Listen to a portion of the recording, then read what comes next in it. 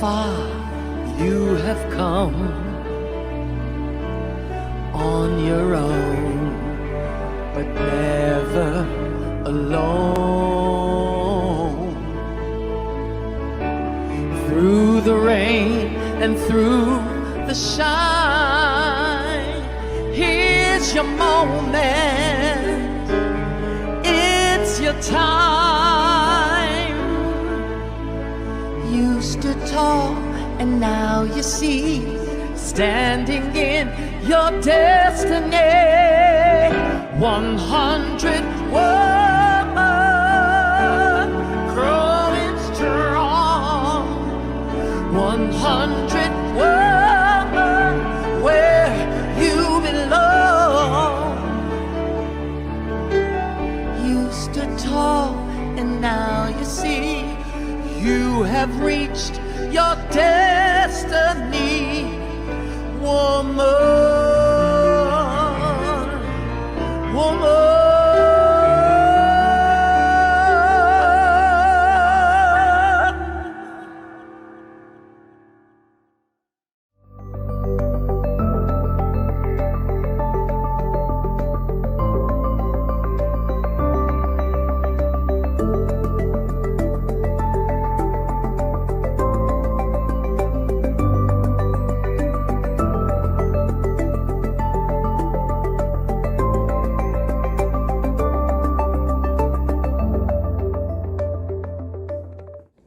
As people of African descent, we offer this land recognition in solidarity with the indigenous peoples of Turtle Island in the efforts and deliberate intentions toward decolonization.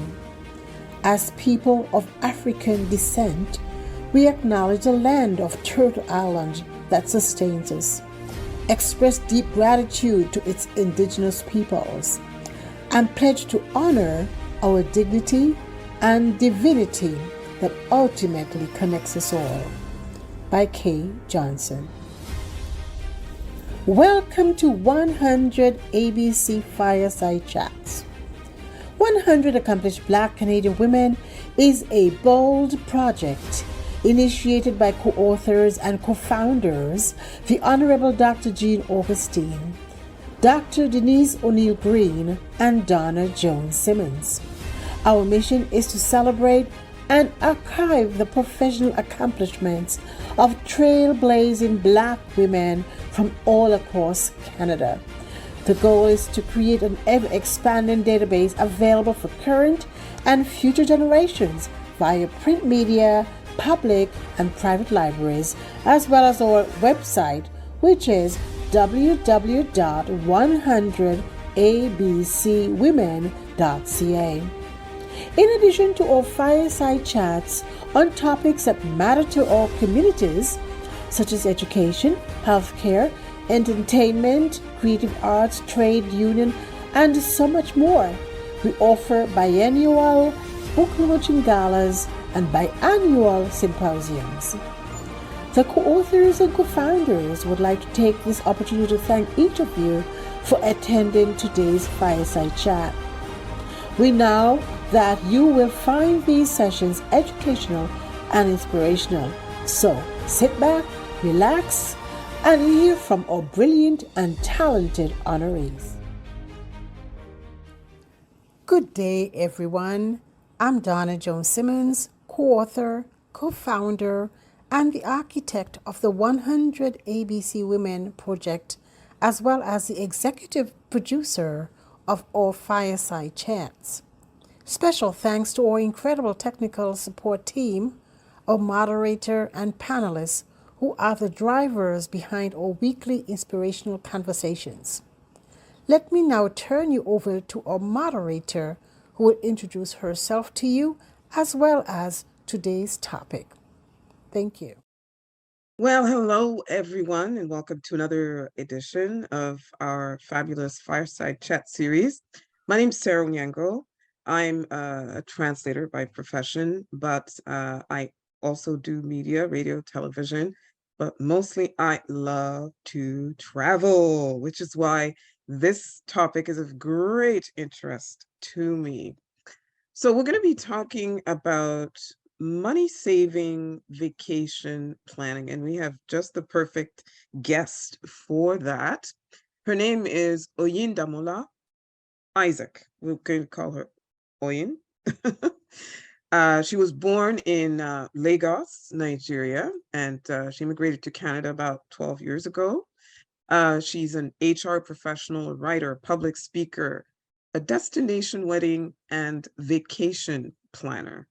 She founded the first hub to promote and highlight African Canadian weddings and event vendors across Canada. And through the African Canadian Weddings platform, she has supported local Black vendors across the country to showcase their products and services.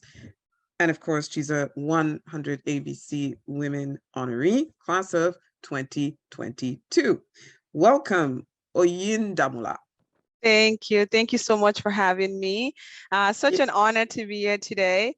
I always tell people my full name, but to kind of save them the stress of going through the old syllables, I say you can just call me Oyen, and I love it because it's nice and sweet and it means honey. So Yeah. I mean, it's such a pleasure to be here with you and with everyone right now on the fireside chat this afternoon. And I hope that after this session we'll have so much to take away with us in terms of the vacation, even as we know that summer is coming, a lot of us will be taking vacation. So I'm hoping that today I would talk to us about recommendations and how to book flights and how to save costs, and also just in terms of suggestions that would really aid your experience during your vacation. One of the things I also love to talk about is my passion for weddings and also destination weddings. Through African Canadian weddings, we've been able to plan some really amazing destination weddings in Jamaica as well. Yes, and also, But Oyen, before we get to all of that, I'd like yeah, the audience to know you a little better because okay. I just very quickly sort of threw some different roles and titles out there. And I'm sure people are wondering, with your HR background, how you got yourself into um, the vacation planning and the destination wedding business. Yeah, so I mean, I've been married now for about 10 years, and one of the things I did was planning my own wedding back then, where there wasn't a lot of highlights on African vendors in Canada. And how I got into that business of loving weddings was we went to a vacation in Bahamas, and one of the things that was a lot of a shocker to me was how much the experience was. It wasn't top notch as much as I would have loved to. And the biggest highlight also for me was planning a wedding for my sister in Jamaica, which was about 8 years ago. And from that, I fell in love with it. I fell in love with the logistics of putting that together, of being the middleman between my sister and also the vendors back in Jamaica.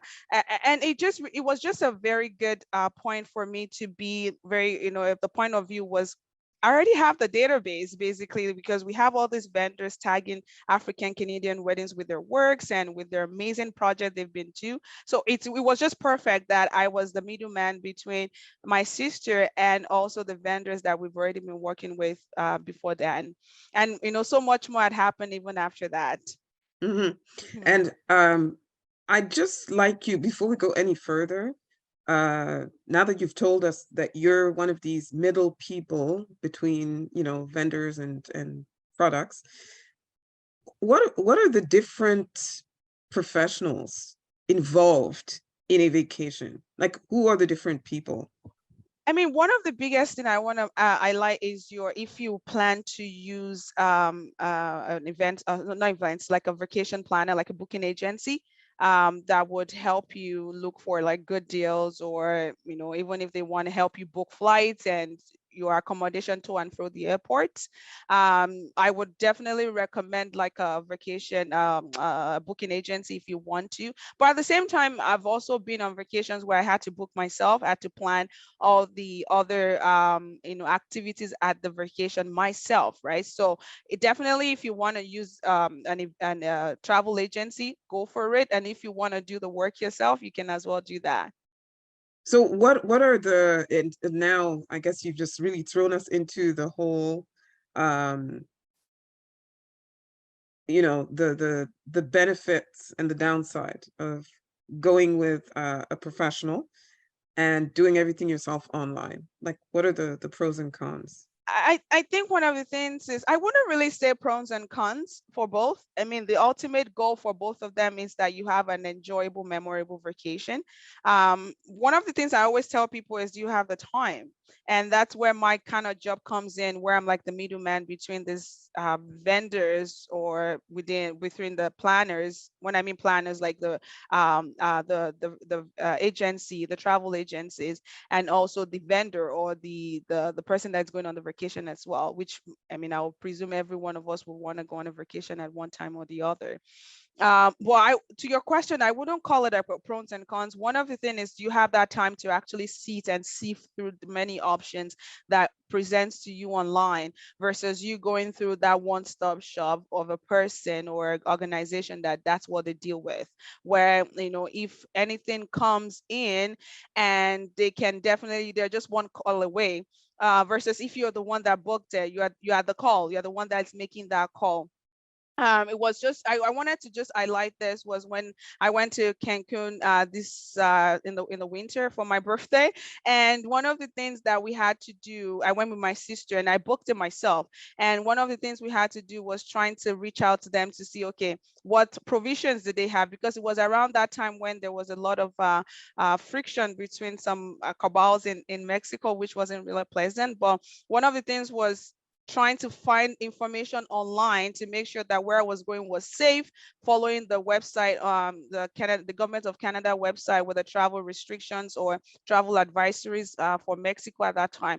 Unlike if you were gone through with like a travel agency, would just be a call to them and say, hey, we already have this booked. Is this safe for me to go? What are your recommendations, right? So it's all about weighing the time that you have. And Mm-hmm. also, the travel agency is not pro bono, right? So they definitely will get some cut of your money. So you have to weigh that option as well. So it's whatever works for you at that season of your life would be what Mm-hmm. I would recommend you Mm-hmm. go with. Mm-hmm. And again, like there's so many options online right now that if you really have the time, the energy to sift through it, it will still be a memorable event or vacation for you.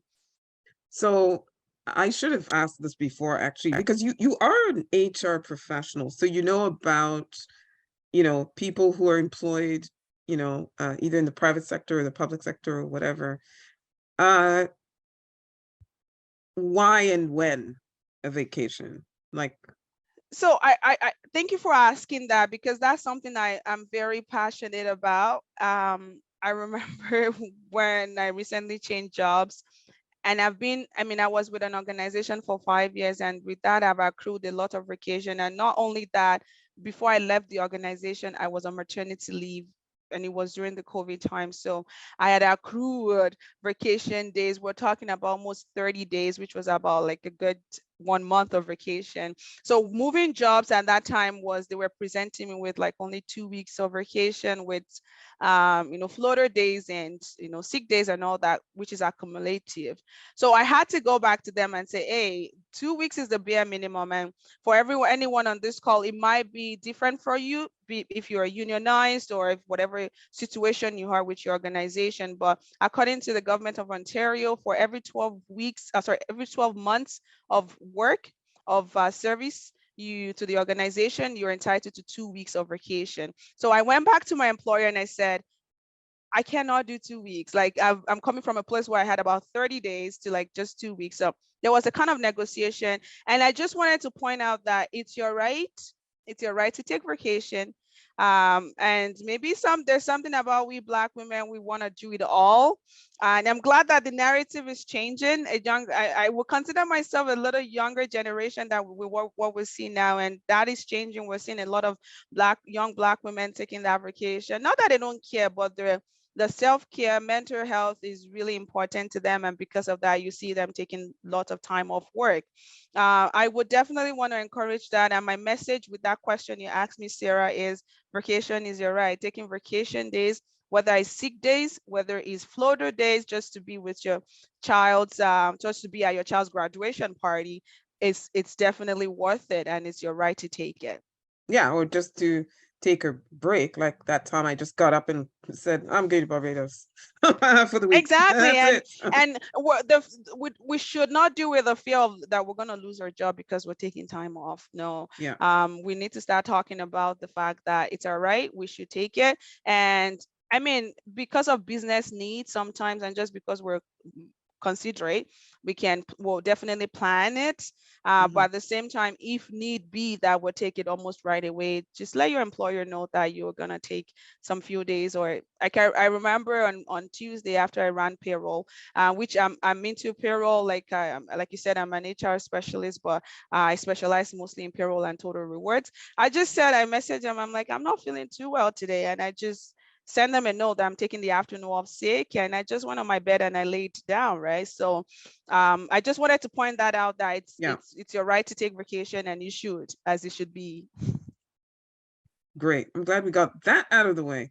Okay, so you've sort of alluded to this, because the way I want to structure this is what to do before you go on vacation, while you're on vacation, and then when you come back from vacation or you're about to come back.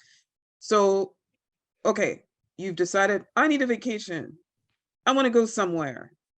How do you decide where you're going to go? And then how do you save up for it? So we can definitely start from where I stopped, just saying, how many vacation days am I entitled to? And that was a question. I wanted this to be as interactive as much, just using from my own personal experience, because that's all I have. That's what I can bring to the table. I mean, I went to Cancun for my birthday in January. I'm going for a conference in Texas in July, and then our yearly family vacation is in Europe. So sitting down and thinking, how many vacation days am I entitled to in a year? How do I actually plan that based on all the other commitments that I have? Like, I want to take some time at the end of the year. How does that flow into the days I have left, right? So definitely sitting down and planning the time off you have, so that you know how to plan for the vacation you're going to. So that would be first thing I would mention. How many vacation days are you entitled to, and how are you going to plan that towards a vacation you're taking? Number two is, to your question, is how do you even decide where you want to go? I think that's personal to everyone on this call right now, or anyone that will be listening to this fireside chat after. Is, what are your interests? What do you love to do? And where have you not been in the last time? Even where did you go recently that you want to go again? So for me, like I said, I went to Cancun, and I absolutely love it. Like, everyone, it was a result. Everyone was so kind. Like, they're giving you mimosas at 8 a.m. in the morning. You're like, what? Wait, hold up.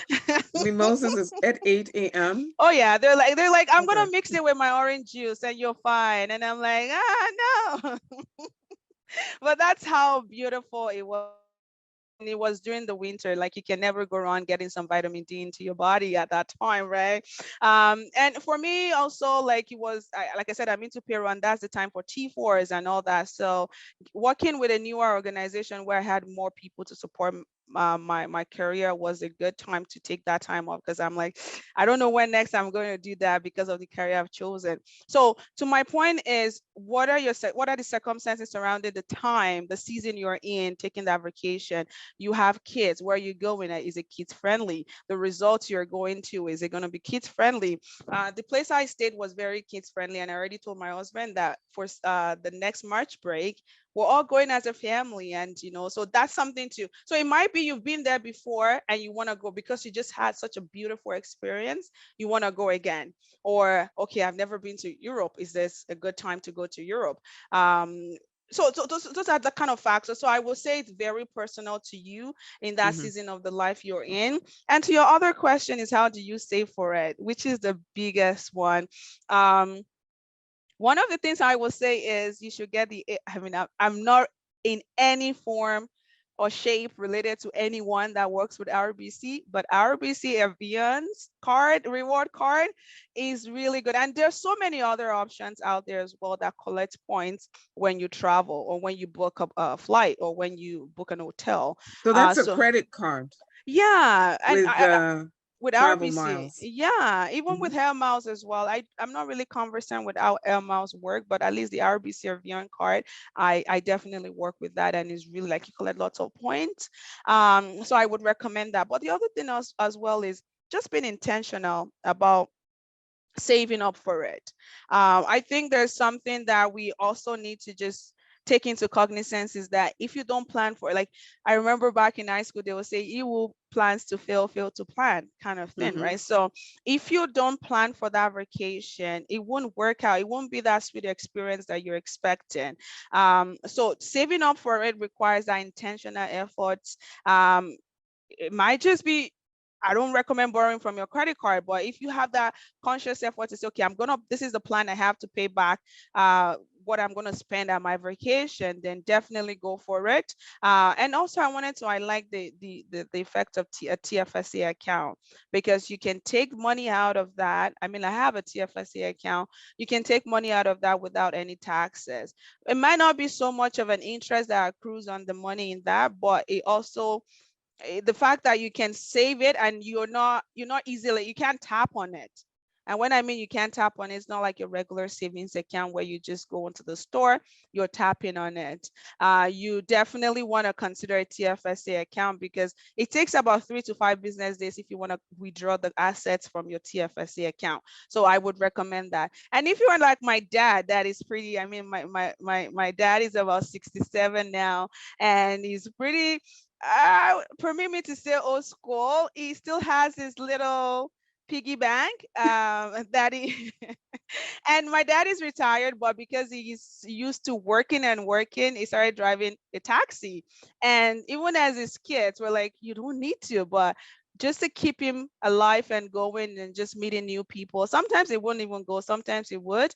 So what happens is when people give him tips, is just putting that into his piggy bank. And when he's gone on vacation, he has that money. I mean, maybe we'll talk about it later on when you're doing your trip, but one of Mhm. the things it uses that money for that I'm very aware of is put that money into the mortgage account. And while he's away, he doesn't have to worry about mortgage being or going to overdraft, because guess what? He already has all this finances covered because of that piggy bank. It might not use that to book his flight or book his hotel, but definitely comes in handy to putting that money in his bank account for his mortgage or his utility Mhm. bills. So what you're recommending really is budgeting, and then if you're Intentional not in, about it. yeah, you have to be intentional. And then for myself, for example, I have a vacation fund. It's not a piggy bank, it's an actual account. And it's like, the people who put money aside from January up to just before Christmas for Christmas presents so that they don't have to take out their credit card. I do that for vacation. As soon Mm. as I come back from Kenya, boom, I start again the cycle and save up for the plane ticket and for what's going to happen when I'm there for the 4 weeks or 5 weeks or whatever. Mhm. All right. Okay. So what else do you need to um, take into account in terms of when you're doing the costing So I mean, one of the things before you that, leave? yeah, Mhm. before you definitely, and I think I touched a little bit on the question you had, you asked me last was, what are the responsibility that is waiting for me when I come back from my vacation? How do I plan ahead for that? Because you're on vacation does not mean that your mortgage bills would be on hold. Yeah. I mean, I wish it was like that, because I'm not living in the house at that moment, so they should kind of deduct it out of my monthly mortgage. But no, that's not the case. So you have to put into consideration how are the bills going to be taken care of while I'm away.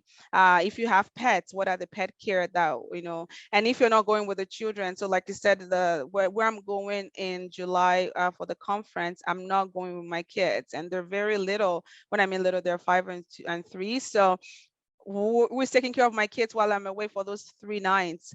So those are kind of questions you want to ask yourself and say, how do questions like, how do I fund my bills while I'm away? How am I going to monitor if you're going around the times when your bill is due and you have to, maybe you don't have a what they call direct deposit into for your bills? How do I would I have carry my laptop with me? So or do I do can I would I have access to my online banking to pay the bills, right? So those are things that you want to put into consideration before you make that trip.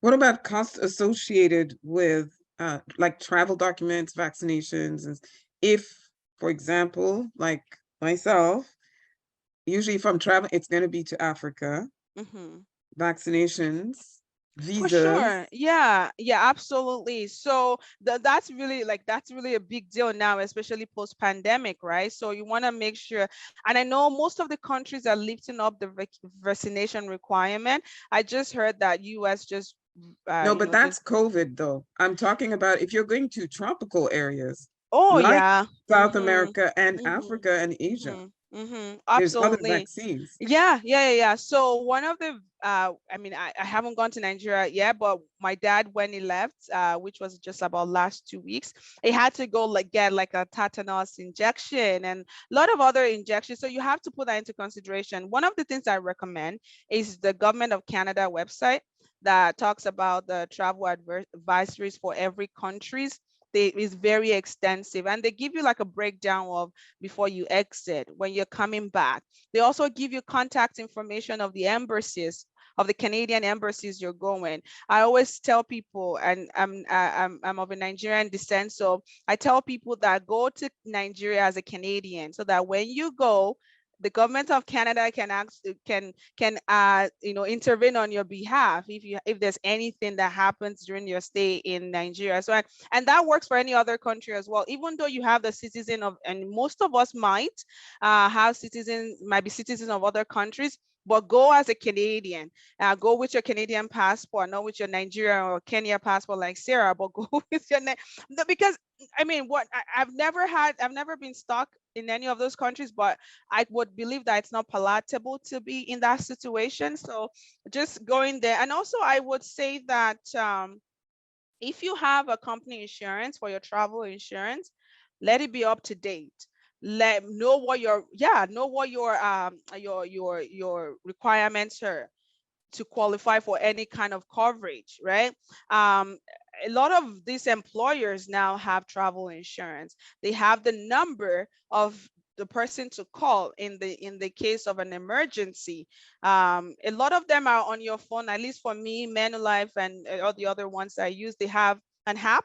So if I have access to my phone, I have access. Some of them don't have. You might not have an app. You might have the benefit card. Make sure you're taking that with you, so that in case anything happens where you are, maybe you got the vaccination of any kind of health advisories that government of Canada issued, but for some reason life happened and you happen to contract the illness, you have that number to call. You have the number of the embassy, you have the number of your medical insurance. And also and one of the things that I appreciate about being a Canadian is that when you apply for your Canadian passport, there is a portion where you have to put your emergency contact. And one of the things is try and have your emergency contact like on your phone. If you're an Apple user, there is a way you can actually enter emergency contact on your phone, to the point where you can, if you dial 911, they can have access to your phone to get that emergency contact. I mean, some people find it bizarre, but I find it useful. That's one of the benefit of technology, is that it can actually access that information and call your emergency contact. So to your question, Sarah, so I don't talk for too long, is make sure you're aware of the travel advisories in terms of like the vaccination required to where you're going, and also get your health insurance in check and make sure that is up to date, and make sure that your emergency contact is saved on wherever it's very visible in case of an emergency. And I'd just like to highlight, I don't know if it's the same in other workplaces, but my workplace, they do not cover, medical associated with vaccines for overseas travel. It's not covered. So that's coming out of your pocket, basically. That's why I was asking the question about, when you're doing your budget, you know. Yeah, definitely put that into consideration. Maybe your employer does not provide, just like Sarah, but you want to make sure that you have something in place. One of the things I might recommend is the Sure Health. Sure Health is really good. It's a product of Manulife, and I know this because I work with a lot of employees that don't have maybe they're unionized or contract employees. So I say we do have a package with Manulife that if you don't have coverage for certain things based on your employment contract, you can buy, and you buy it at a very discounted price. So Sure Health by Manulife is a good resource for that if you don't have it. But most of employers now are being considerate where they provide that travel benefits. But recommendation is getting your vaccination, your immunization even before you leave Canada, so that you minimize the risk of contracting any form of illness related to health issues back wherever you're going to. Yeah, because you might save the $200 on this side and end up paying several $1,000s on that side when you That's get right. hepatitis B or the really bad malaria or what do you Mm-hmm. call that? Typhoid, Yeah, God forbid. Yes, yeah, absolutely. and I would also say, look at your look at your vaccination card. Make sure everything is up to date. Right. I've had some bad surprises where the typhoid was not up to date, and all of a sudden there goes like a $200 that really I had saved for spending on the way, Right, during the vacation. absolutely. All right, Absolutely. so we've got our we've got our tickets, that's booked. We've made sure all the vaccinations are up to date. If we're going to, overseas to a tropical area, okay, great. Our insurance is in place, excellent. So that's done, that's paid for. Another expense that comes up is overweight baggage. I'm African, you're African. You know how we do. You know how we travel.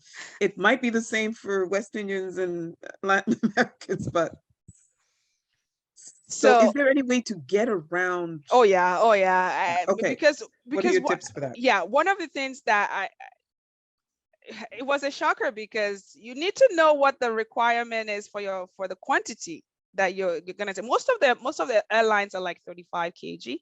Mm. And now like the life, life has been made so easy that you can actually buy just little gadgets from Amazon that can actually weigh your bags. You just have to insert it. Yeah, they're like a life changer. So before you go to the airport, if you can get a hold of that device, you just have to insert it at the top, the carrier, the where you carry the bag, and lift it up, and it will tell you how many kgs is in your bag, like the weight of your traveling bag. But one thing I always tell, like I do for myself, even for my kids, is we're going to Europe for 9 days or 10 days, and obviously every time I have kids, there's a possibility that we're going to need a change of clothes.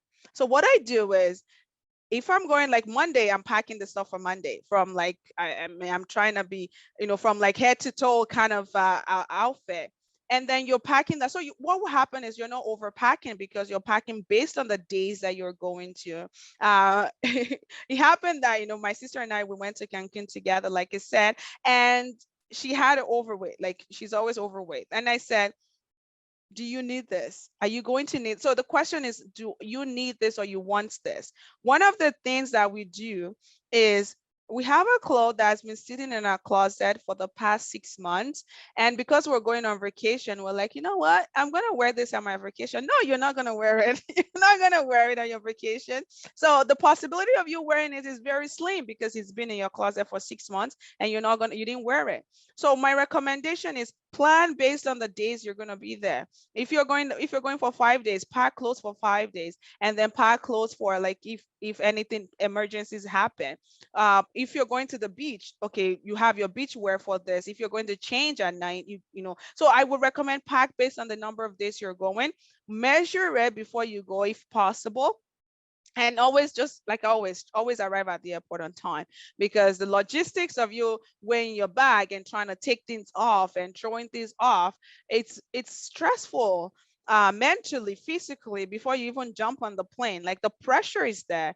If you have any anxiety flying, and then you have a overweight bag, you've just multiplied that anxiety by like 50%, right? Mhm. So you want to try and mitigate that by planning to make sure that your bag is not overweight, measuring it even before you go. And Mhm. if it eventually is overweight and someone is dropping you at the airport, make sure they're there with you before like checking your bags before they leave, so that in case there are any other things in your purse that needs to go back home, that person can take it with you.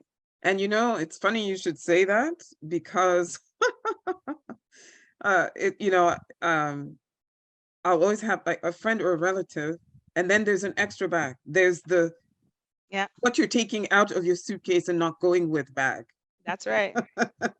And they're standing over there, and it's like, no, we don't This need the one. bag. Oh, we're good. Okay, great. Okay. And I also do always, my scale is in my living room and it sits there. Boom, the suitcase. Yeah. And pack early. Mm-hmm. I Mm-hmm. start packing a week to 2 weeks before I leave It might not be all neat Africa. and tidy, but you No, kind of but what have a I know mental for sure I picture. can't not go with. Mm-hmm. Mm-hmm. That goes in first. Mm-hmm. Mm-hmm. Yeah. Yeah. And then you also want to think of your wake up to sleep time.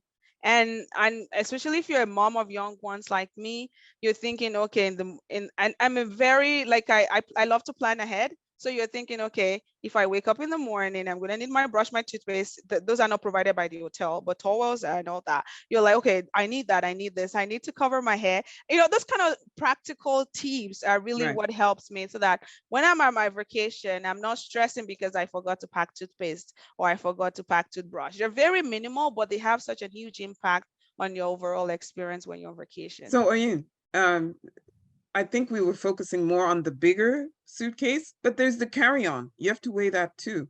Yeah. Do you have any tips on how to save, like how to not get yourself in a situation where they're really mean and they look at your carry-on luggage and they're like, put that on the scale, let's weigh that. So is Yeah. there a way to, No, minimize the absolutely. risk of having a heavy carry-on? Yeah, yeah. The bag you're using matters. Like you can't have a carry-on and you're using like the suitcase for that. I mean, sometimes you can, but you want to make sure that it's a very minimal one. And obviously, the meaning of carry-on is you're carrying it on because you are gonna need the things inside that bag on your flight. Whatever you don't need on your flight should not be on your carry-on. I mean, sometimes we sneaking things in there because it's just a carry-on, but really the definition of a carry-on is something you're going to need as you carry on the plane, basically, right? So I would recommend that if you don't, whatever you're not going to use on your flight, you shouldn't be on. Like if you're going to use your laptop, some books, your phone charger, those kind of stuff are what we should be putting on a carry-on to minimize the risk of it being rejected. And also have that mental picture. We've all flown an airplane before. A mental picture of, is it going to fit on the top cabin, right? So that would be what I would say. Just very similar to the whole suitcase. The carry-on is basically whatever I'm going to use on my time on the plane is what I need.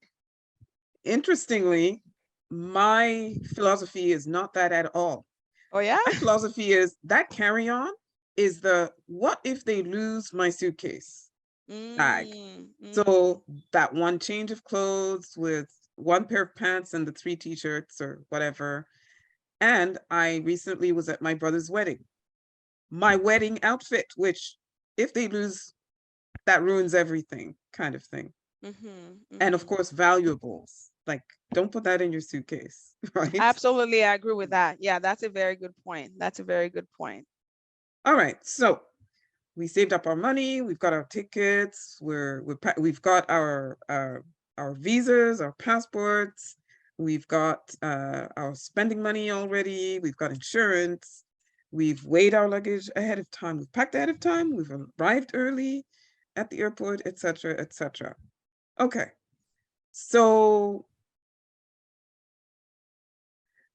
lately, it looks like airlines are nickel and diming like you wouldn't believe. So you can't, depending on the length of the flight, food and drink is really minimal, if at all, right? And then if there is food and drink, they charge you for everything now in a lot, especially in North America, right? So what are your money saving tips to not be starved to death when you when you're flying, I mean, especially when yeah, it depends on the length of your flight too, right? Like if you're flying to like I'm flying to Texas in July and it's just about 3.5 hours flight, like I think you can still survive the three. I mean, they will give you like a little pop and crackers, but or pretzels, but really, it's almost as insignificant as nothing.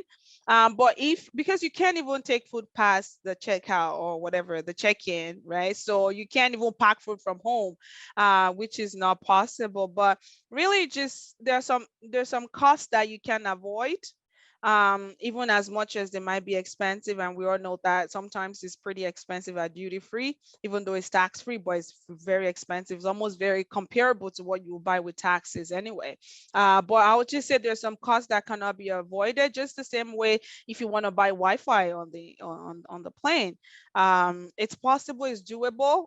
In this age and time that we're in, so it's up to you. Is that cost something that is can you manage through that flight without eating anything versus you paying the cost for it, right? So that would be up to the passenger or the person taking the flight to decide. But I really don't think there's so much walk around no, eh? you not And then buying if the you have food. kids, I always feel sorry for, families that are traveling with these toddlers and people who are diabetic, like people who they Yeah, can't yeah. go for long stretches. Without something, and that's something that you might want to consider with part of your overall cost when you are traveling. And don't even get me started with traveling with kids, because I can go on and on with like the ways you can entertain them on the plane. Sometimes they're just not entertainable, and you just deal with it.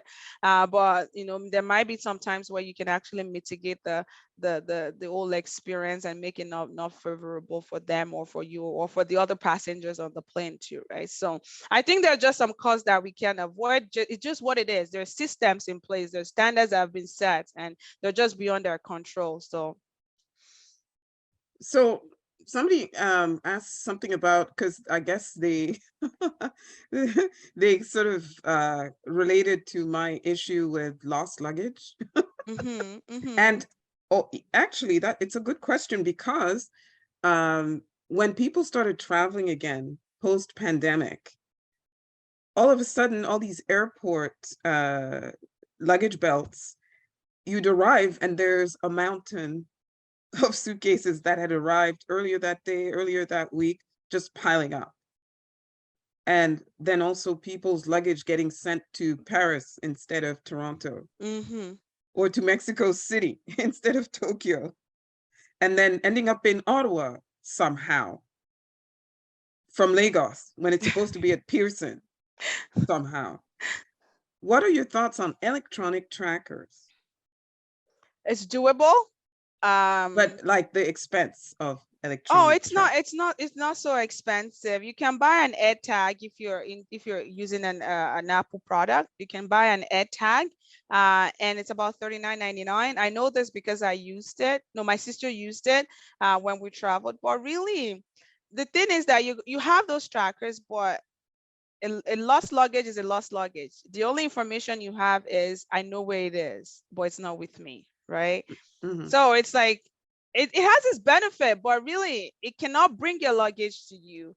You're just gonna know where it is, but you don't have the luggage with you, right? So it's good to know, and people use it. I didn't use it because I was like, there's no point spending $40 and knowing where my luggage is. Like, it's gonna be more painful to me knowing that my luggage should be in Cancun, but for some reason it's in Punta Cana, right? And you're like, it's more pain because, but if I there's just some comfort not knowing sometimes. And I think that's just a personal thing, but absolutely you can get like the air tags. Even on Amazon, they have lots of tracking devices that you can put on your, and they're Bluetooth, or some of them are NFC related. And it also, and one of the things my sister was like, oh, I can track it to where the stations, the baggage pickup area, and because she's is NFC, is Bluetooth related, she can go with her phone and just kind of scan it. But I'm like, really, your luggage? Like, I don't think there will be the same kind of luggage, more than 2 or 3 pieces of it in a flight. Like, the chances of having the same luggage with another person is very slim. And Oh, with but that, Oyin, come on. You've seen those luggage belts with like 20 black suitcases, absolutely. And I you don't know, travel with black and 8 of suitcases. them Samsonites, and you know, I right? do. I know. I Yeah. know. But I mean, that's a benefit of it. But you can definitely get it. I would recommend it if you want to know where your luggage is, and if you want to, be able to track it down. But does it have a maximum benefit? I wouldn't say, because you can't really Right. go pick it up if it's in another location. It still Exactly. takes it, but it definitely gives you a proof to the airline to say, I tracked it, my luggage is in so place. And then they can give you back some money. Maybe if you want to go for a lawsuit, maybe it was your wedding dress, or a wedding dress that you wanted to wear for your brothers, and because of that the whole experience was ruined for you. You might want to pursue that option. But personally, my take is, I will get it because I want to know, but not because it's going to bring my luggage back to me. And also, based on your point, there might be 5 different or 6 different black suitcases and it's the same brand. I always travel with a different color of suitcase because of that. So that would be a good recommendation for anyone on this call. You might have bought like a brand new black set, but in the next time when you're going to buy your suitcases, try and make it like a different color, so that way you stand out. And I'm not saying you should go buy neon, but like a brown color, like a brown color, like I have a brown, and I recently just bought like a gray one that's more like a carry-on, and you can also pass for a 3-day trip. So Mhm. yeah, that would be the recommendation. Somebody asked a very good question. And this has to do with, and I was going to get to this aspect of, getting reimbursed or compensated for damage, lost luggage. Do you advise taking a picture of what is in your your suitcase? Like open it up, Absolutely. take a picture of it, and have it on your phone with Yeah, you? yeah, absolutely. And also you want to kind of get like an estimated value of what is in your suitcase, because in the event that it gets missing, um, you can definitely use that to put a lawsuit in place for a refund, right? Or a claim. It might not even just be a lawsuit, just a claim for a refund. One of the things I remember, and if you have a carry-on, so like strollers, or when I Yeah. went, I bought like the hammock for my backyard, and for some reason it didn't come with my flight because it was just overbooked. So they brought it with the next flight, and I had to fill out like a declaration and all that. So I had to tell them the amount and the value of the hammock when I bought it. And because of that, so you want to make sure that you have, if you have a stroller or you have like a musical and equipment that you're carrying with you. If you're like a singer, my husband plays the piano, so oftentimes we kind of go with that. But if you have that, or you have your stroller or any other add-on not carry on, but like an add-on equipment, you want to make sure that you get a value, estimated value for that. So in the event that it gets missing, or you want to file a claim because you just damage, you have an idea of it. So I definitely recommend taking a picture and also getting like a value of your item, or the Yeah. or the stuff in your Many thanks bag. to the person who asked that question. Speaking of being compensated, oh my goodness, flight delays, missed connections that Mm-hmm. are the fault of the airline.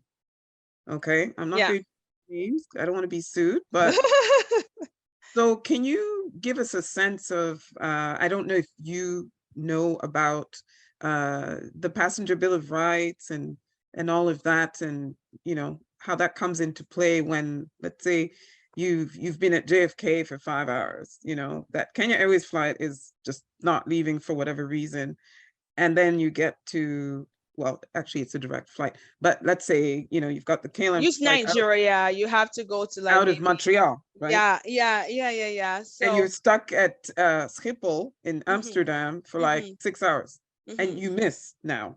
The connecting. Yeah, I'm not quite familiar with the passenger bill of right because I'm not a lawyer, but I do recommend, if you can, to read the terms and conditions of your flight, because there's so, I mean, it's quite boring, but they're very, and I The say that fine because, print. yes, and I say that because I'm a numbers person, economics, accounting, and all that. I love it. But if you can read it, because it will go a long way to really tell you. And even when you're booking your flight, before you click the submit and the purchase or whatever phrase is there, make sure you go through it. One of the biggest shocker was, and I try not to book a connecting flight if possible, and it's just because of the season of my life right now. I have two young kids, and getting them on another flight is just not palatable. But if you can afford, because they get to be cheaper sometimes when you're connecting flights, right? Because of you're paying for the inconvenience, or you're not paying for the inconvenience, whatever the case is. And one thing is, some of them might say that, for example, one of them that I booked recently was saying that the carry-on is not, you have to pay, you have to pay for the first luggage, and cancellation is not required. Obviously, those kind of terms and conditions are cheaper compared to the one where you can cancel, or you get your refund back, and you can also book you can also have your luggage free of charge. Because one of the things that happens is, you get to the airport and you're just assuming that they're going to scan and your baggage will go for free, but no, you're paying an additional $38 plus taxes on that. That And so, happened to me internally when I came back from Washington, D.C. I was like, what do you mean, Porter Airlines? You're charging me $40 for what? yeah. So you have to make sure you're looking at those fine prints, because they go a long way in to the bigger picture of your overall experience when you travel. Okay, so read the fine print, Yeah. folks. But you are entitled to something Absolutely. if they lose your luggage, Yeah, and or even if they delay your flight. that's right, you definitely are, because I had a friend that where she went, I can't remember where she went to, but her package, where her luggage was didn't get with her until she was about to leave, and like the bikinis and all that she had planned to wear did not come. And because of that, she filed a lawsuit. She filed a claim, and they gave her back like $2,000 for another. The downside was, it was a credit though. I mean, I'll take a credit. I'll take a flying credit over that. And I had a friend that was flying from Maryland down here. Like, I was already expecting that she would come, but it was during the Air Canada shortage, and there were lots of things happening at that time. And for some reason, they canceled her flight, and she couldn't come to Canada. And she wrote them a letter, and all the whole process, and they gave her a good refund back, because at that time she was pregnant and she just wanted to come visit family. Oh no, she had just had a baby. She wanted to come to Canada to visit friends and family before going back to Nigeria, because she had come from Nigeria to give birth in Maryland, and right. So because of that, and oftentimes they weigh these options based on the way you submit the claims, right? Because she had a really robust reason why missing a flight was really very detrimental to her season of her life, her mental health, and all that kind of good stuff. And because of that, she got a good refund, right? So it's Okay. also it's a whole process to put the claims through. I won't get into that because that's not why we're here, but Exactly. Yeah. definitely there's a Keep way in mind. around it. Yes, there's a way Exactly. around you getting back your money. There is compensation, For most sure. likely. For sure. Exactly. For Okay, sure. great. So let's say that didn't happen to you, and you didn't, you did everything. You got on that flight, you got onto the connecting flight, your luggage followed you. Now you've arrived at the destination. Let's talk about hotel costs. How Yeah. do you shop for, a decently priced hotel? What are the considerations? I mean, you have to see. Now there are many options out there, right? There's Airbnb, there's the traditional hotels. As a family, you have to also, as a person, you have to see what really matters to you when you're booking the hotel. I mean, for me as a person, I could do every other thing, but like the washroom has to be tad bit clean because I cannot deal.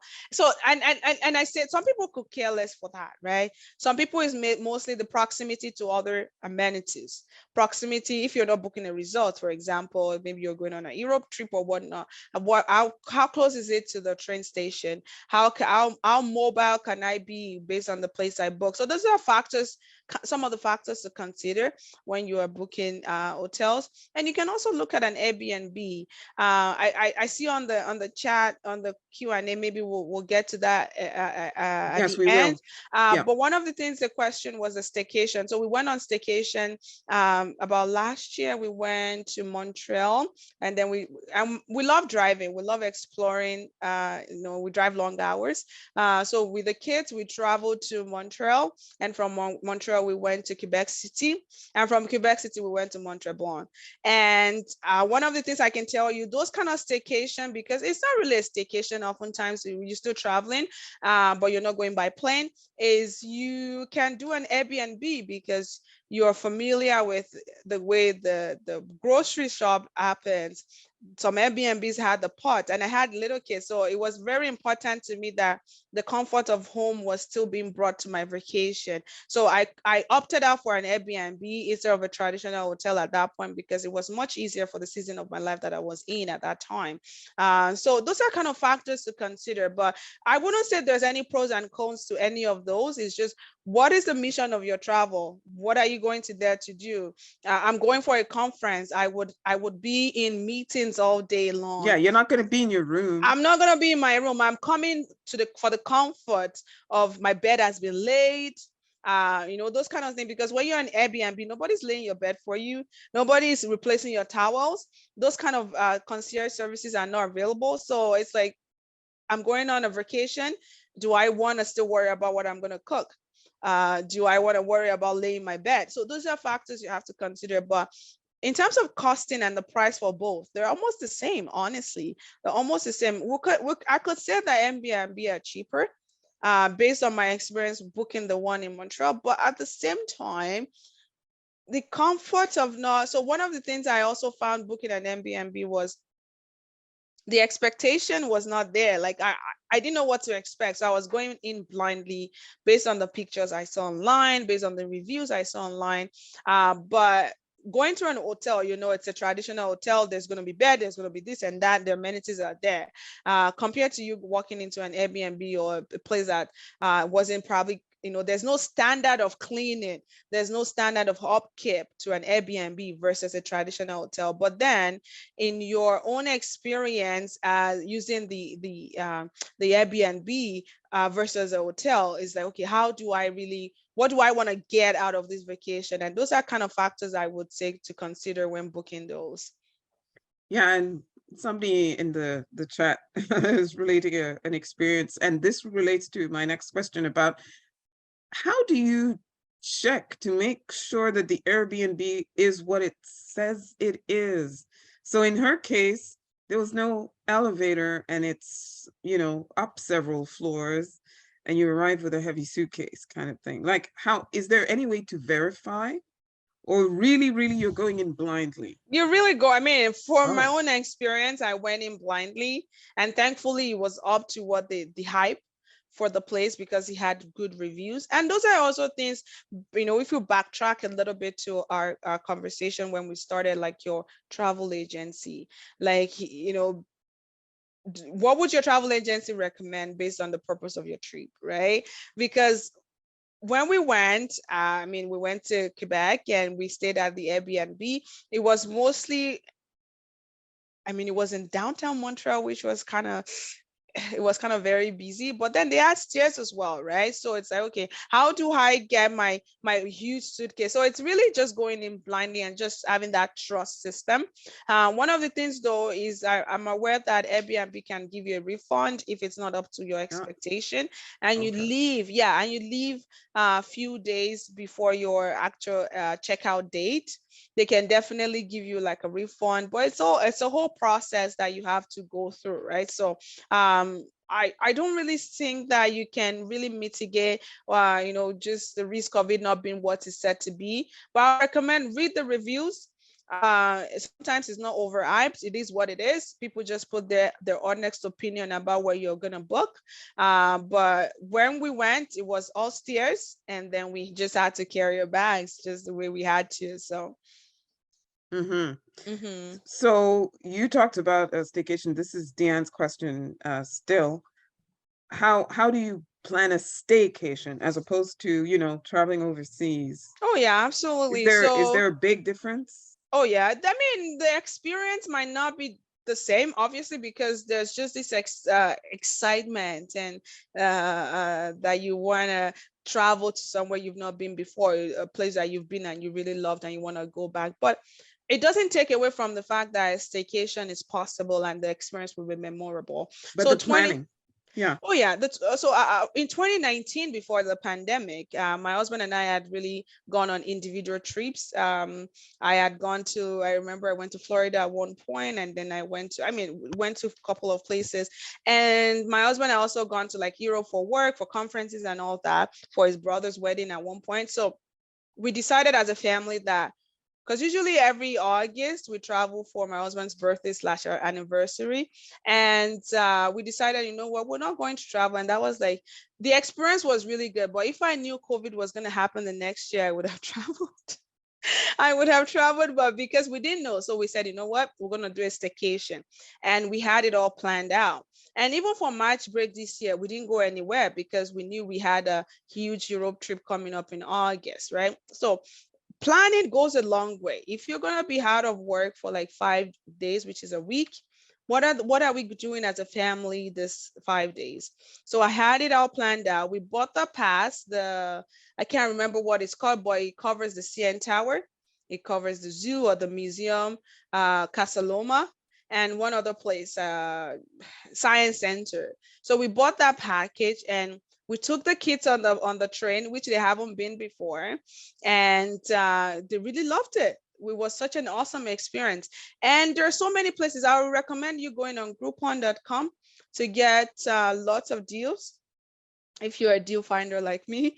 There is a place called the Lion Safari right off on the before, I think, Hamilton area, before Niagara Falls area, where they're like live beautiful animals, giraffe, lions, and all the elephants and all those beautiful places. So you can definitely plan that staycation, even if it's just going on a date with your significant other or even your friends. There's so many restaurants that we can definitely try out. And city of Mississauga, if you're like me in the city of Mississauga or in any cities, they do have all these events that would be very memorable. At the end of the day, vacation is about taking that reset, refresh, and rest. I always say that you're going on vacation, you're resetting, you're refreshing, and you're resting. So if your staycation can also over around those three values, absolutely take it. And getting new experiences, it doesn't have to be in another country, it doesn't have to be in another city. It can be in yours. And there's so many. So when we went to Mexico, one of the guys that we met was just raving about how beautiful Toronto is and how beautiful the CN Tower is. And I'm like, it's just CN Tower, it's not that big deal. But to other people, CN Tower is a big deal. To him, Cancun and Mexico was just there, like it was nothing. But to me, it was like, oh my gosh, this is amazing, beautiful, and the people and the food. But so staycation helps you to really appreciate what you have within your vicinity, what you have within your, the proximity of. But do your research. I always say do your research. Yes, and absolutely. One thing that's good is there's tourist boards for different regions and even cities. City of Ottawa has their tourism board, and they are constantly advertising specials, group packages for the different museums, like what you mentioned, the Science Center, or for, those double-decker bus tours, or the river. We're blessed to have the Rideau Canal, for example. So you can get deals on, cruising on the canal, as a staycation, or just go to like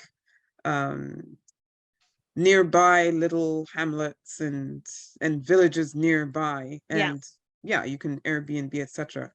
for So sure. I And talked to, I know, sorry, I just wanted to add real quick that you can also book an hotel close to your house. It's not a crime if you can afford it.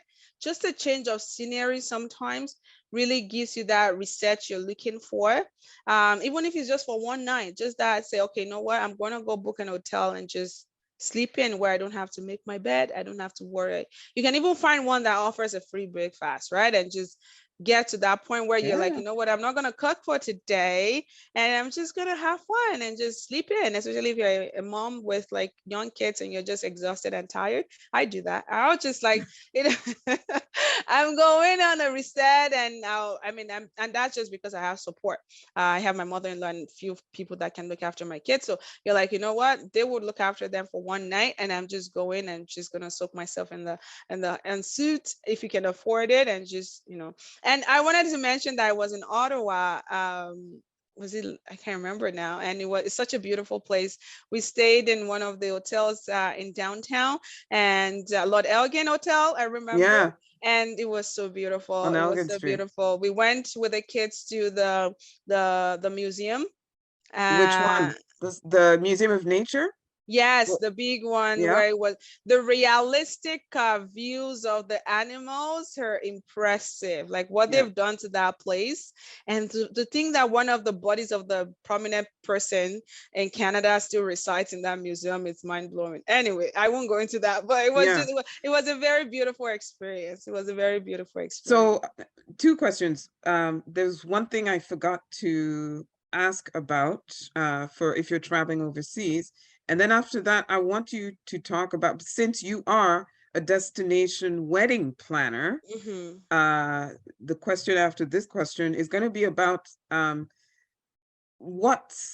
things you have to keep in mind to really minimize your costs if you're doing a destination wedding. Hmm. And then after that question, etiquette, like things to, keep in mind so that you not only keep the costs down, but you keep people happy and you keep the peace during that destination wedding. So this question has to do with, we talked about vaccinations, Hmm. health insurance, but if you're like me and you take high blood pressure medication and you can't leave it at home, you have to travel with it. Hmm. Hmm. So how do you organize that? Absolutely. And I think I remember we were talking just a few minutes ago, and I know one of the donor was mentioning that somewhere like China, for example, you had to like have your medication in the actual bottle, not in like a little droplets or A piglets Ziploc or bag. yeah, like a Ziploc bag, but it has to be spelled out what it is, what kind of medication you're taking. So I think going and just finding out what the requirements is for the place you're traveling in terms of the kind of medication you're taking. There are some medications that are not allowed in Canada. For example, I know for a fact, and I just learned about this. One of my friends' mom asked me because I had to send some stuff from Nigeria to Canada, and he wanted me to because the mom is here in Canada with him, and she needed some of her medication from Nigeria because she's visiting. So I was like, okay, you know what, that's fine. I'm sending some stuff from Nigeria anyway. They can just add it to the package. But to my surprise, there is a maximum amount of medication you can bring to Canada. It can all, especially if you're on a visiting visa, only stuff that will last you for 30 days or no 3 months, my bad, 3 months. So what we found was they had to send the medication back to the person that sent it to my shipper because they can't take more than the prescribed amounts for 3 months. So those kind of things you wouldn't know unless you're into it. So if you know that you're taking medications, please go ahead and check where you're going. What is the requirement? What am I supposed to bring with me when I'm coming? Because sometimes they want you to declare it, right? You just don't work around with like drugs or medication that are not allowed in some certain areas of the country you're going to. So definitely doing your research. making sure that whatever you're taking with you, it's correct, is right, and the way you're taking it as well is correct and right. And then to your second question is the etiquette. So No, before that, before the that, okay. destination wedding, Okay, yeah. organizing that to minimize the cost, because that's what you do. Yes, absolutely. So for that, I wanna point that out, that to have the maximum enjoyable experience, and that's what I tell most of my clients is, you have to trust that we're gonna do a wonderful job. You have to, because one of the things that we find is that a lot of people are not willing to let go of that control, which I get is normal. Like it's okay not to let go, especially if it's a wedding, it's a big day, it's something that you want to make sure that it's extremely perfect. But if you are going with like a destination wedding planner like myself, you want to make sure that you have a full trust on that person, or on a company like myself, to say, okay, you know what, I trust that these people will give me the absolute, experience, and the beautiful experience that I'm longing for, that I want for my wedding. So, to your question, Sarah, is as a destination wedding planner, there are lots of logistics that go into place. For example, based on the client's need, we are trying to make sure that the overall board, vision board, is being into place, and that's a lot of negotiation with lots of clients and vendors, and it makes it more easier for someone like me or my team to really do this, because we have like a good database of, I tell you for a fact, a lot of people reach out, like so myself and two other ladies are the faces of the company, but we're trying to keep up, because that's not what we do on a full-time basis. But I tell you, like, we have lots of people in our inboxes looking for us to repost or share their services and their works with our follower base, because they just believe that we have such a compelling follower base that will be able to get them to get the next contract, right? So to my point is, you have to, there's so many logistics, and it makes it easier on us because we have that client base, we have that database of vendors, and But what are these logistics though? Like it's what very do people have to extensive. think about? Yeah, Yeah. it's very extensive. Number one is the budget. We have to come to a conclusion on this is how much you're willing to spend, and not even think of the exchange rates. Sometimes, depending on where you're having the wedding or the event, the exchange rate is a very big deal. And also, one of the things is the food. A lot of I always tell people that a lot of people will not remember your wedding dress, but they will remember the food they ate and their overall experience at your wedding, because those are memories that they live on with. Especially if you're like very dear to their heart. You will hear conversations like, oh my gosh, there was lots of food at your wedding. They don't remember if you wore like a black or a white dress. They're like, there's a lot of food. Anyway, so we're talking about the budget, the food, photographer, we're talking about what else? Flowers, decoration, there is cake. I can go on and on about that, but Accommodation. yeah, accommodation as well, right? And that we kind of leave that to them if they want to book it. We definitely have some alliances with some of these planners and people that book vacations, but we either give them that option to book it themselves, or we definitely, and honestly, I also wanted to point out that there are lots of these resorts now that have a branch of a wedding or event planning. I know in Jamaica, I know in Mexico, because we started looking into a vow renewal in Mexico for next year. And we have this company with one of the resorts that actually does like from start to finish. And what we just have to do just be like the liaison between them. So there are tons of resources out there that can help. But if you want to do like, okay, I want to have my own person doing the back-to-back work. Like I remember when I was in Cancun, it was for my birthday, one of the vendors that we've actually reposted at work, I reached out to her and I said, I'm gonna be in Mexico this so time. I would like to meet you up. And we met up and she's like, you know what? You do so much amazing work. I'm going to take pictures of you. And I'm like, oh, that's so sweet. And to be honest, we got talking and we built a relationship and a rapport. I got her number, she got my number, and she's like, whenever you want to have an event or a wedding, like a destination wedding, just call me up. I have a connection of people that can help, like a cake or decorator and all that. She went on and on. So my point is, a lot of time, that's why networking is really great. What we're doing currently now as a community, as a Black community, is going a long way. We just don't know it. And that was just a typical experience and a typical example of, the result of the work we're doing right now.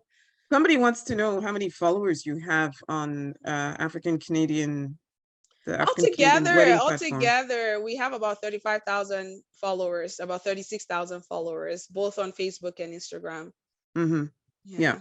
Yeah. That's that's quite a few people, and an Yeah. extensive vendor database, which is great, especially in this era of buy Black. Everybody's trying to get money inside our community and keep it inside our community. Absolutely. Okay, so you've got the destination wedding or the group vacation, because this applies to both, I guess.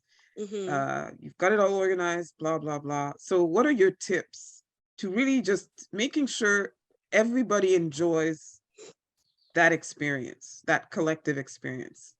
Absolutely. What are your tips for that? Yeah, so I want to say, be in the moment. As much as you want to create memories, you should also try to be in the moment. Oftentimes you realize that we're so much engrossed in taking pictures of our experience that we don't really soak in the experience, right? So my recommendation is be in the moment.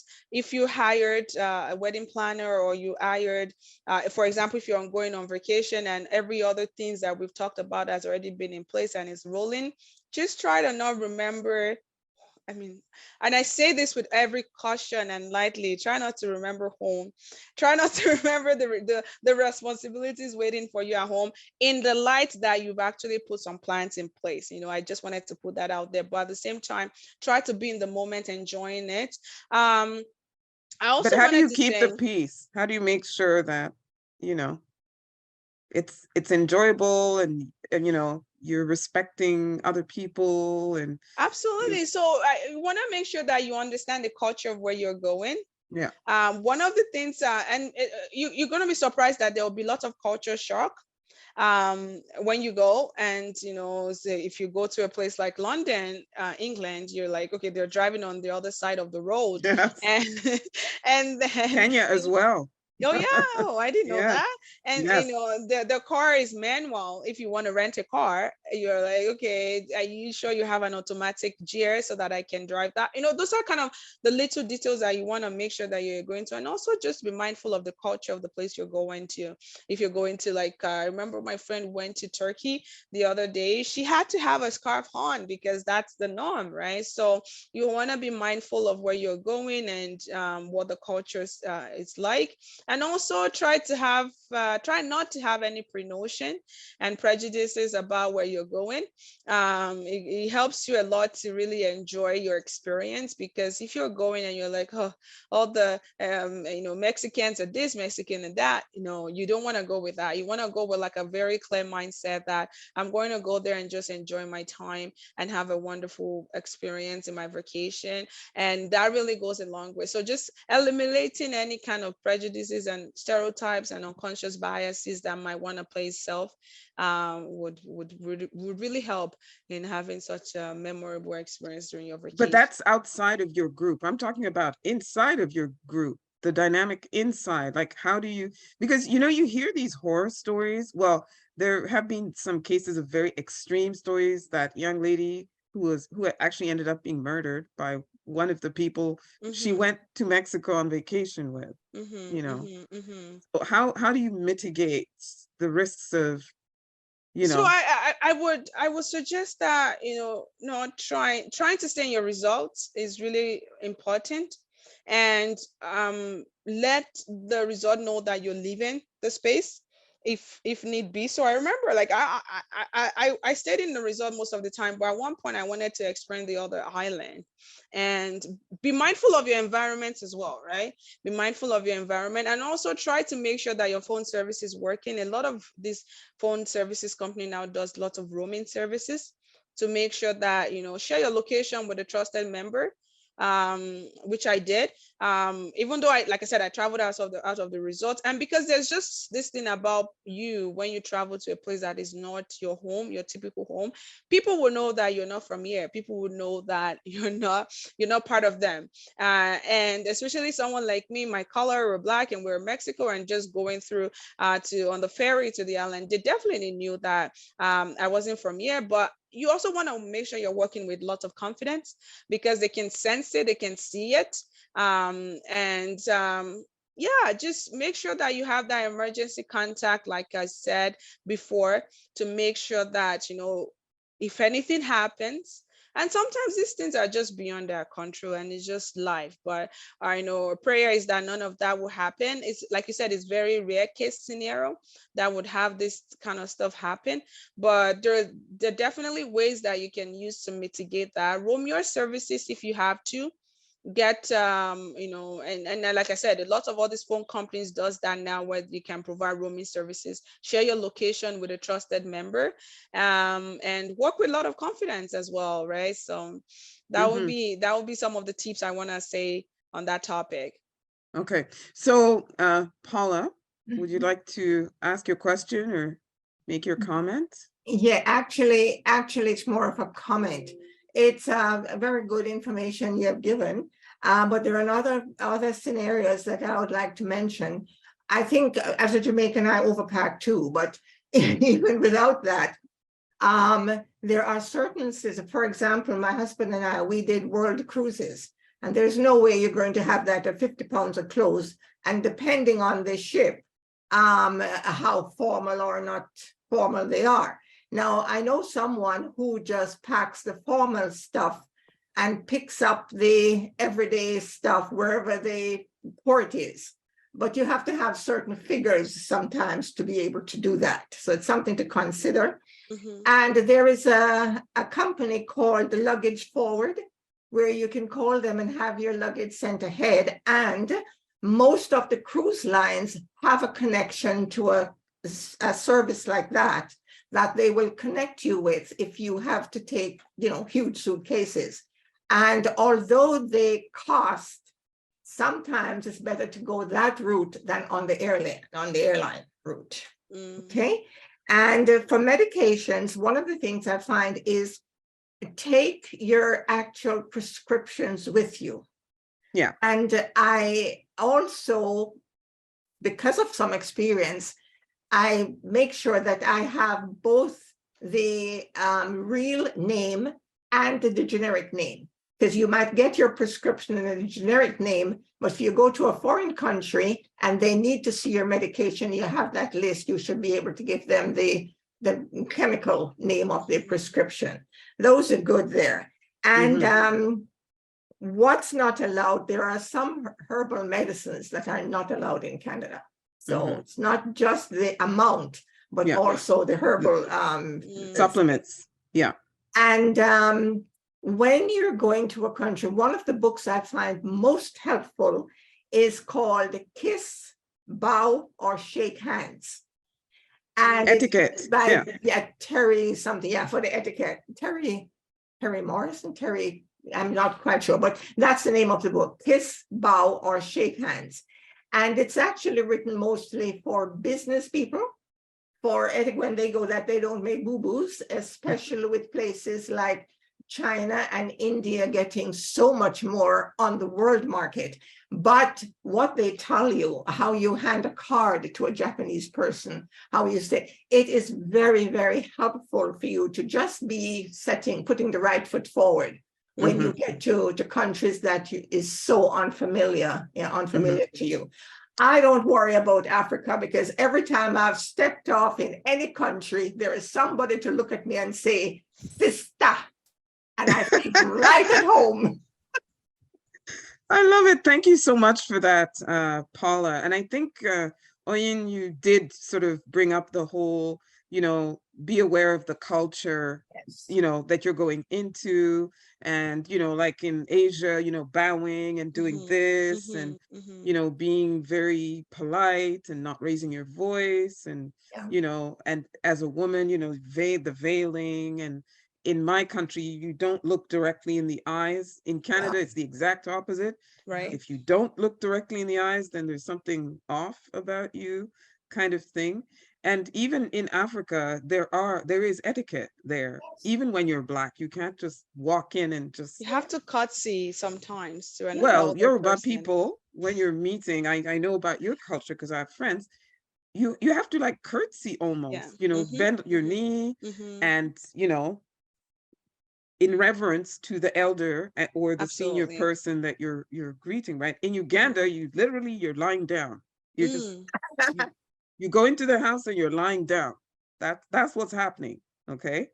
And when you're serving male people, you're on your knees doing that. So like what you were saying, do your research. But that information about the medication is very useful about the generic name versus the original name of Yeah, I the like that medication. as well, because what if your medication runs out while you're on vacation? Maybe you get stuck and there's a flight delay and you need your medication, and because you don't have that prescription, you can't go get a refill. But so Mhm. that's an excellent point.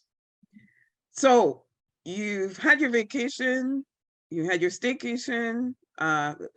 We're talking more the vacation when you've been away, and especially if you've traveled overseas. You got all your luggage, you didn't lose any kids while you were overseas. You brought all your stuff back, you're back.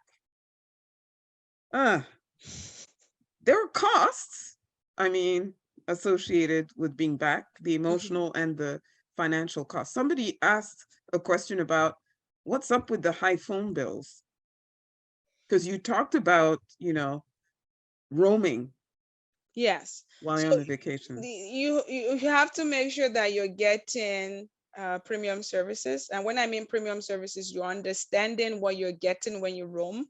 Yeah. Because the last thing you want is coming back to a phone bill of crazy amounts, because you were not just aware of what you were getting into.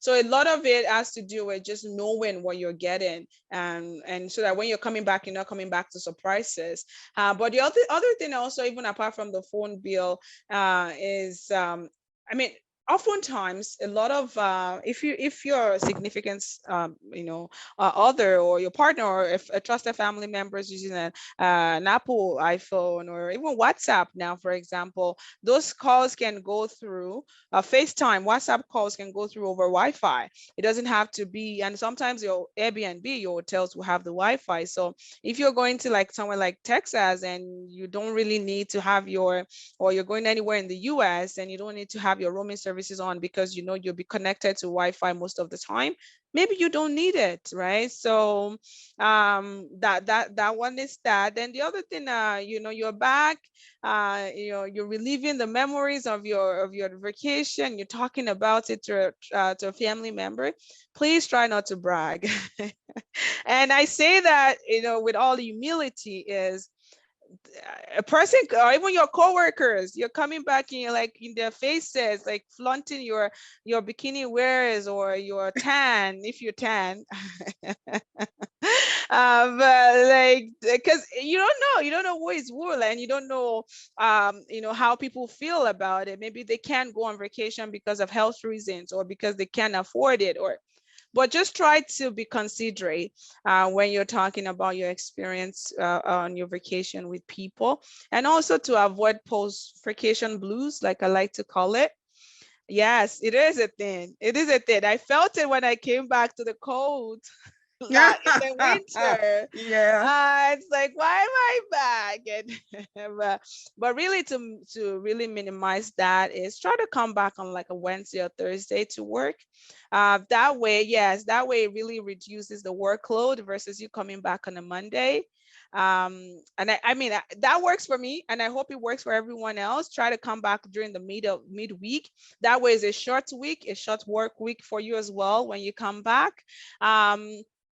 The other thing I also wanted to mention is that slowly easing back to your day-to-day to avoid burnout. Like, you've been on a vacation where you didn't lay your bed, you didn't cook, and you're coming back to meal prep and all of that. be easy on yourself. Give yourself grace if you have to eat out for the first day.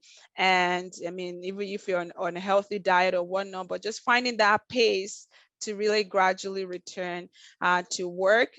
Treat it like a gradual return to work kind of plan, if you can. Yeah, I think that that's really what worked for me when I came back, is putting that time off, even when you're back from vacation, putting that time off to say, okay, maybe for this one day, I'm coming back on a Monday or on a Sunday.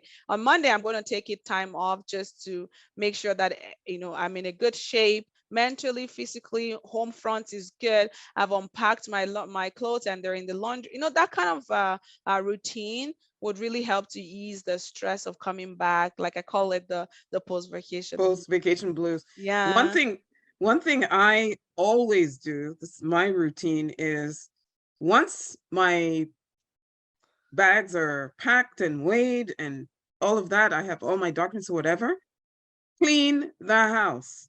Clean the house. So when you come back, it is clean. That's You're not right. going, Yeah. the garbage, I forgot to do this, the fridge, there's rotting food in it. No, do all of that before you leave. You So you come leave. back to a nice, sparkling, clean sort of setting, and you just Headspace. It gives you a nice headspace too. exactly, Yeah, yeah, exactly. yeah. And another tip that I would have about saving on your phone, basically what I do, I take out my Canadian SIM card and I buy Safaricom.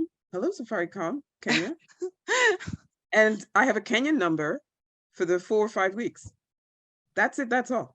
So Mm-hmm. whoever's trying to call me in Canada, sorry guys, you're getting the voicemail because I'm Right, not even right, there. right. But locally, my dad can call him, they call me Mm-hmm. from his house, my brother Mm-hmm. can call me or whatever.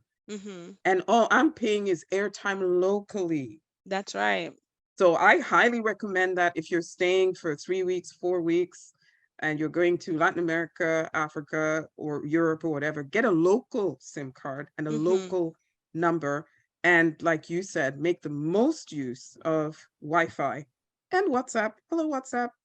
So there are WhatsApp other is your apps best as friend. well that you can use. One of it is called Fungo, that would Yeah. actually give you a phone number that people can reach, though it will only work on Wi-Fi. But if maybe WhatsApp for some reason is not working, Fungo is a good app to use, and it gives you a phone number. You can share that phone number with your family members as well, if in case you can have access to a local phone service carrier. But most of the time it's always pretty accessible.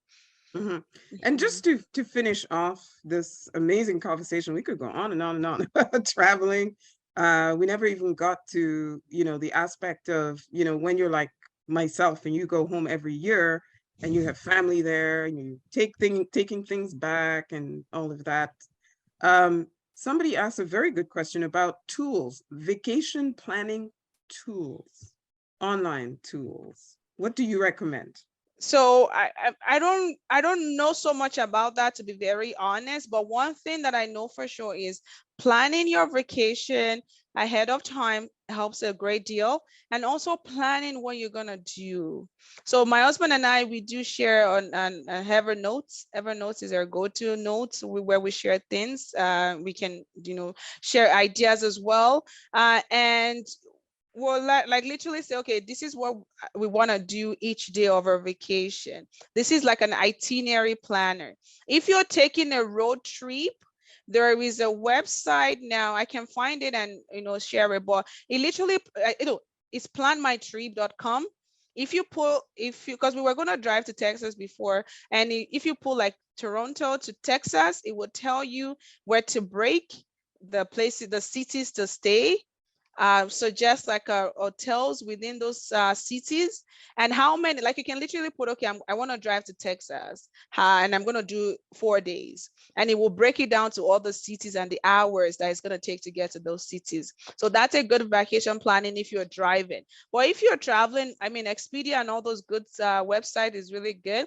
But if you're going with somebody else, like when I went with my sister, we had to plan what we wanted to do and what we wanted to achieve on that vacation. She's an influencer and she's a content, like She's Gen Z, so she has all the time. But she wanted to do lots of content, and she had product from people that wanted her to showcase their product, and that was one of the main reasons why she was going. For me, I just wanted to take a break from the day-to-day. So we had to kind of say, okay, this is what I want to achieve, and by doing that, we had to use have the notes on Apple phone, and we shared it with each other. So I just want to Netflix and just chill and do nothing. And then you kind of find out what works for each of the person. But that would be the tools I would recommend if you're going with someone, but if you're solo traveling, definitely, do a lot of planning ahead, and that would really help save you some stress during vacation. Well, Oyindamola, what an amazing conversation. I got a lot out of it. There are a lot of tips I'm going to integrate and use. And I hope that the audience also got a lot out of this, and that you will look up Oyindamola's platform, African Canadian Weddings, that platform. And yeah, thank you very much. And those of you planning trips, bon voyage. Yeah. Thank you for having me. It was such an honor.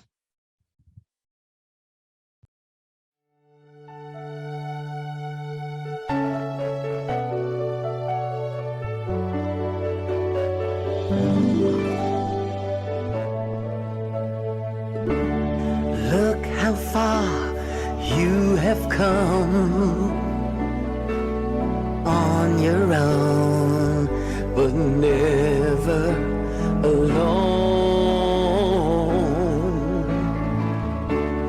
Through the rain and through the shine,